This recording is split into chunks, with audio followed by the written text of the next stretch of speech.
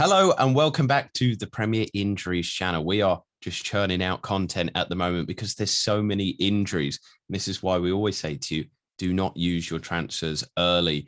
There's so much that is going on in the Premier League. Today is one of our important injury updates, fresh off the press, fresh analysis of what is going on at Leicester because two of their biggest players are now out for prolonged periods of time. We're talking about Jamie Vardy and Johnny Evans. Ben, can you give us the kind of reports here? Because initially Vardy was 3 to 4 weeks away. Now that's much longer. And also the 3-week mark was also mentioned by Brendan Rodgers on his December 30th press conference. I mean, what has changed in that time? Yeah, I mean, we don't know precisely what has happened, but this just goes to show that sometimes injuries do evolve. We talk about smoke and mirrors and how things are necessarily going on behind the scenes. And at that point of time, yeah, Brendan Rodgers may have been maybe a little overly optimistic that those players could return within those 3 to 4 week timelines. And it could be possible that, they've went for a second opinion and decisions maybe meeting after a specialist have determined that, unfortunately, that initial sort of prognosis now is a little bit worse than first thought, which is going to put them on the sidelines for an extended spell.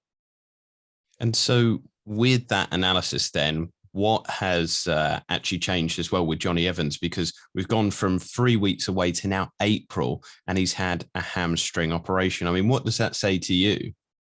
Yeah, so we're talking extensive damage with regards to that. As always with hamstring injuries, it's the location of the muscle that is key here, and we don't know. What we do know is he pulled up sharply in the opening exchanges against Newcastle United. So it was an acceleration injury. That's indication the fact that he's had surgery or he's going down for surgery and it's going to keep him out for such a long period. That indicates that it's extensive damage to that muscle or in and around that tendon area. So, yeah, we're not going to see him, unfortunately, for maybe the next sort of 3 to 4 months. With Vardy, there had been some suggestions, certainly through social media, that there was a little bit of gamesmanship going on against Liverpool, maybe playing for a little bit of time when they, eked out that 1-0 victory. However, it's come now to the understanding that the injury that he did pick up, it was fairly severe. Like I say, that was a 3 to 4 week period. But now Brendan Rodgers said up to 8 weeks. And he said up to 8 weeks. What it really means is it's 8 weeks at best, because we don't expect Jamie Vardy to return before March. And so with both of those players as well, do you expect a certain level of deconditioning so that when they are back, in air quotes, they're healed, it will take them time to get back into the team? So we're hearing, 8 weeks for Jamie Vardy and April for Johnny Evans. But realistically, is it going to be 2 or 3 weeks after that before we actually see them, fully in the team, full 90 minutes, or even getting to those levels of really high quality performances that they consistently do when they are fit? I mean, we're assuming with those timelines that the rehab will be smooth. There won't be any kind of setbacks. But in the current COVID landscape, there are absolutely no guarantees with that. James Justin being a prime example. We were expecting him back maybe for the under-23s before Christmas, but he was struck down with COVID. That's delayed things, and he still hasn't featured for the development side yet. So, of course, obviously, the longer that timeline is potentially extended, that's going to have a knock-on effect with players sort of returning to training, returning to play, and also returning to performance. But hamstring injuries, as we've always discussed, inherently difficult to manage because they have such a high recurrence and high re-injury rate. So kind of looking at, the discussions that we see every time there's a manager press conference, journalists, they're doing their job. It's what people want to know, but they're always asking the question, when is somebody going to be back? And managers also play the game. Sometimes it works in their favor. They do, the smoke and mirrors, and they'll say somebody is out and then they'll play at the weekend. It's all part of the game. But do you find it problematic and sometimes maybe unfairly stressful on backroom staff of setting these dates because they're out anyway? Why is there a specific date? Why can't they just say he's out for the moment?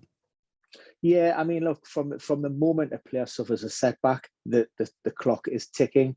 It's a very time crunched environment, high pressure. Everybody from stakeholders to the players to backroom staff to managers to coaches to fantasy managers to those who maybe have a vested interest in terms of gambling. Everybody wants to know when this player is coming back.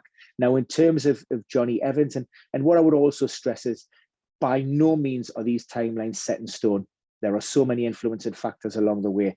But with regards to Johnny Evans, what we do know, and the data does support this, with regards to hamstring surgery, in and around that 3 to 4 month period is bang on. So we're looking average return to play from our database in and around maybe 100 days. So that fits with that. And with regards to Jamie Vardy, potentially 8 weeks, that's an indication that it is a high sort of grade 2 injury, probably approaching sort of grade 3, lucky maybe himself just to miss out and not having surgery. But we do know that he's a very quick healer.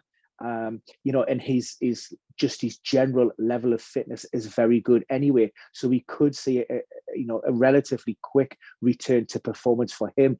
But the concern, and you need to manage this case, very carefully.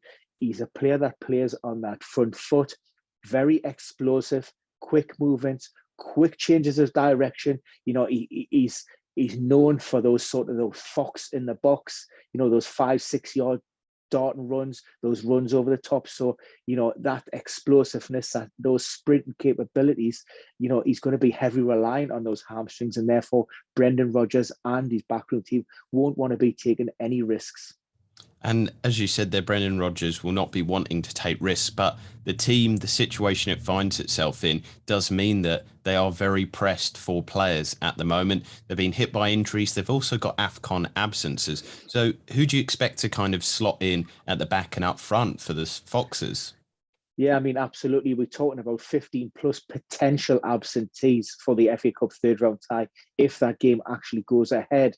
Good news on the injury front, potentially looking ahead to game week 22. Kaglos Soyuncu and Padson Daka, I've hastened to add, both hamstring injuries as well, are both at this moment in time touted for a return in that match. And it may not be a case of, those players are 100% fully fit, but as it currently stands, availability is the key. It's horses for courses, and they may just have to be shoehorned in there because, Brendan Rodgers doesn't really have many other options at his disposal. So we will keep everybody up to date there with those injuries because, like we said, the Leicester squad is looking a bit feather bare at the moment. So don't press the transfers, as I said at the top of the show.